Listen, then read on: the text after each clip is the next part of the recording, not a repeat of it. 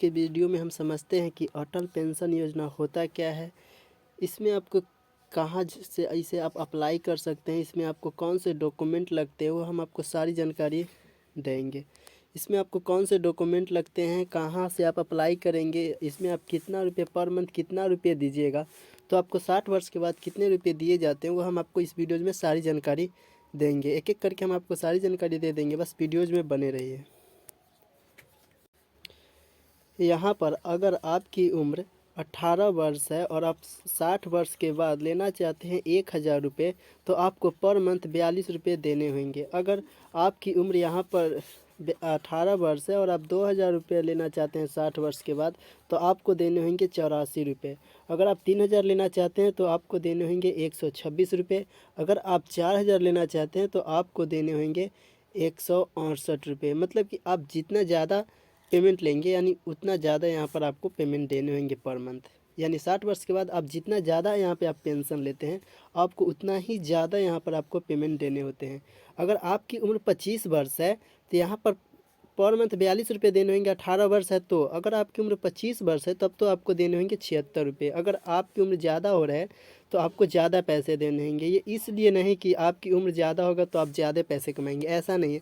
अगर आपकी उम्र ज़्यादा होंगे तो आप 60 वर्ष तक यानी कम ही कुछ कम महीने तक आप पेमेंट जमा करेंगे। अगर आपकी उम्र 18 वर्ष से ही अगर पैसा जमा करते हैं तो कुछ ज़्यादा समय के लिए कीजिएगा। और अगर आपकी उम्र 25 वर्ष है तो कुछ कम समय के लिए कीजिएगा, तो थोड़ा ज़्यादा पैसा कीजिएगा तब ना उतना ही पेमेंट पूरा पाइएगा, इसलिए ऐसा होता है।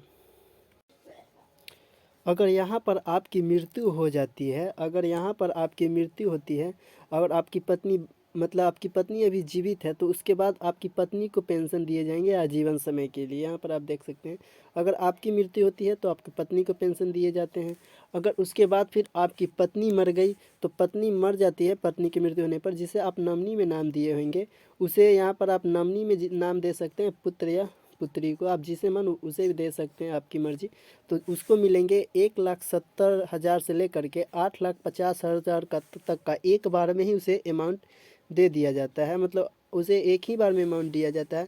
तो आप समझ सकते हैं यहाँ पर अगर आपकी मृत्यु हुई तो उसके बाद आपकी अगर पत्नी बची हुई तो उसे आजीवन समय के लिए दिया जाएगा आप पेंशन। उसके बाद आप अगर आपकी पत्नी की भी मृत्यु हो जाती है तब उसके बाद नॉमिनी में जिसे नाम है उसे दिए जाते हैं 1,70,000 से लेकर के 8,50,000 तक के। यानी यहाँ पर आप समझ सकते हैं कि बहुत ही अच्छी योजना है। अगर आप इस योजना में जुड़ जाते हैं तो बहुत आपके यहाँ पे लाभ हो सकते हैं। आप समझते हैं कि इसके लिए क्या योग्यता होनी चाहिए।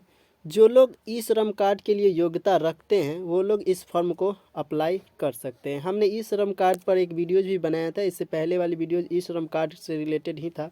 उसमें हमने सारी जानकारी दिए हुए हैं कि क्या इसके लिए योग्यता है। तो अगर आपने उस वीडियोज़ को नहीं देखा है तो आप जा कर के वीडियोज़ को देख लीजिए, नीचे डिस्क्रिप्शन में उसका लिंक हमने दे दिया है। तो इसका अर्थ समझ सकते हैं कि जो इस योजना में वही लोग जुड़ सकते हैं जो ई श्रम कार्ड की योग्यता रखते हो। तो हमने तो वीडियोज़ बना दिया, आप जाकर वहाँ पे देख सकते हैं। चलते हैं, यहाँ पर कुछ नोट करके लिखा हुआ है। यानी आपको अगर वृद्धा पेंशन मिलता है तो आपको ये भी पेंशन दिए जाएंगे, साथ साथ दोनों पेंशन दिए जाएंगे। ऐसा नहीं है कि अगर आप वृद्धा पेंशन लेते हैं तो वो वाला पेंशन नहीं दिया जाएगा, ऐसा नहीं, दोनों पेंशन आपको मिलेंगे। यहाँ पर वो लोग अप्लाई नहीं कर सकते हैं जो गवर्नमेंट जॉब करते हैं। यानी वो लोग यहाँ पर अप्लाई नहीं कर सकते जो गवर्नमेंट जॉब करते हैं, सरकारी कार्यकाल में वो लोग यहाँ पे अप्लाई नहीं कर सकते। या वो लोग भी यहाँ पर अप्लाई नहीं कर सकते जो बड़े बड़े कंपनी में काम करते हैं, प्राइवेट जॉब है लेकिन उसके बाद जो रिटायर के बाद अगर उसे पेंशन दिया जाएगा तो वो लोग भी यहाँ पर भी अप्लाई नहीं कर सकते हैं। जो छोटे छोटे फैक्ट्री में काम करते हैं वो लोग यहाँ पर अप्लाई कर सकते हैं। अब समझते हैं कि इसमें आपके कौन से डॉक्यूमेंट लगेंगे। यहाँ पर डॉक्यूमेंट के लिए बस आपको कुछ नहीं, बस आधार कार्ड होना चाहिए, मोबाइल नंबर से लिंक होना चाहिए वो आधार कार्ड। और दूसरा डॉक्यूमेंट है कि आपके पास बैंक अकाउंट यानी खाता होना चाहिए, जो जिस खाता से आप पेमेंट कटवाना चाहते हैं। यहाँ पर आपको पेमेंट पर मंथ जाकर नहीं देना होगा, बल्कि जो अकाउंट वहाँ पर आप डालेंगे उस अकाउंट से पर मंथ आप स्वतः कटते जाएंगे। जितना रुपया कटना होगा, आप जिस तरह से इंश्योरेंस करवाए होंगे उस तरीके से कटते जाता है। हैं कि आप इसे अब कहाँ से अप्लाई कर सकते हैं। इसके लिए या तो आप सरकारी बैंक में जा सकते हैं या तो अपने नज़दीकी पोस्ट ऑफिस में भी जा सकते हैं। जैसे सरकारी बैंक में हो गया SBI, Punjab national bank, Canara bank, bank of Baroda, bank of India, ये सब कहीं भी आप जा सकते हैं। वहाँ पर आप जाकर उस मैनेजर से बात कीजिए अटल पेंशन योजना के बारे में। वो एक फॉर्म देंगे, उस फॉर्म को आप अप्लाई कर देंगे तो आपकी इस योजना में आप जुड़ जाएंगे। तो या तो आप यहाँ पे सरकारी बैंक में भी जा सकते हैं या तो अपने नज़दीकी पोस्ट ऑफिस में जाइए और वहाँ से बात कीजिए।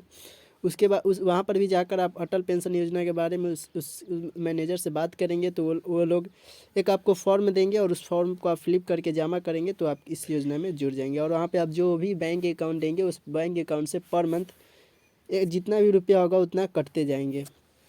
अब आप समझ सकते हैं इस योजना का कितना लाभ है। तो आप इस योजना में जुड़ना चाहते हैं तो जुड़ जाइए, बहुत ही अच्छी है। इस योजना पर बहुत कम लोग ही ध्यान देते हैं। तो आप इस योजना में जुड़ना चाहते हैं तो जुड़ जाइए, बहुत ही इससे लाभ होते हैं। यहाँ पर आपको एक लिस्ट दिख रहा होगा जिसमें 18 वर्ष से लेकर के यहाँ पर 39 वर्ष तक के दिए हुए हैं कि आपको कितने पेमेंट लगेंगे, यहाँ पर दिया हुआ है। यानी इस पर पूरा लिस्ट एक दिया हुआ है। आप यहाँ पे चाहते हैं तो स्क्रीनशॉट ले लीजिए।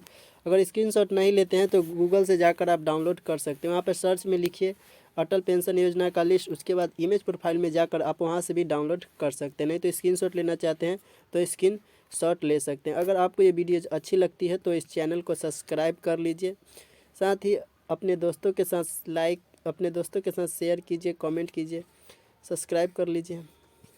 तो बस आज के लिए इतना ही।